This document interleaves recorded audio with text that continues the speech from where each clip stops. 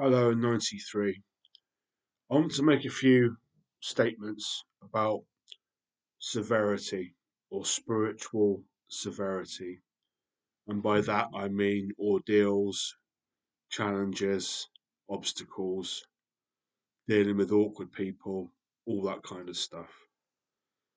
Now, first and foremost, in the Thelemic tradition, we are told to embrace ordeals as opposed to, for instance, Buddhism and some denominations of Christianity that will try and just sidestep the ordeals.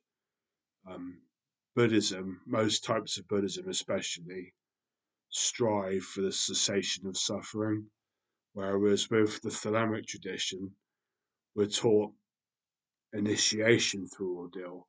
We're taught to embrace ordeal. Obviously, that's not always possible. There's bound to be some. Basically, there's a difference between pain and suffering. There's quite a big difference. If you can't learn to cope with a certain amount of pain, you're never going to really amount to much at all. But suffering, by definition, cannot be enjoyed. Severity in initiation, if you look at it from the point of view of the Kabbalistic tree of life, you have in the center of the tree, you have Tiferet, which represents adept. And what I believe is that as you start off as a neophyte and you travel up the tree of life, path by path, sphere by sphere, towards adept, it becomes gradually easier and easier until you get to the center of the tree.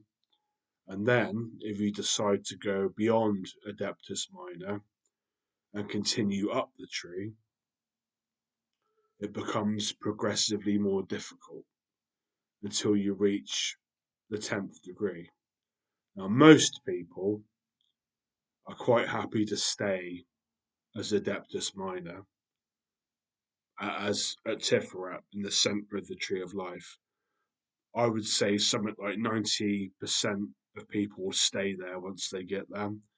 Because as you travel up the tree of life from Tiferet, you've got another 5 degrees until you're back on the middle pillar. So, for that reason, most people, I'll say it for a third time, stay as Adeptus Minor. And that's probably almost certainly what I will do. I've had a hard enough life as it is. Some people look at the tree of life model as a map to go into Tiferet. The AA system says that you use it as a map to climb the tree. Other people use the map to get to the center of Tiferet. Now, having said that, this whole Abbey of Thelema concept that I've been toying around with, is that severe? Is living in the Abbey one ordeal after the other? Personally, I don't believe so. I believe compared to other monastic institutions, um, it's relatively easy. I mean, in some of these Indian countries, they literally wall people up alive in what they call caves of happiness. In India, some people will hold the same yoga posture for years at a time. In some of these monasteries, people have to sleep upright in coffins and stuff like that.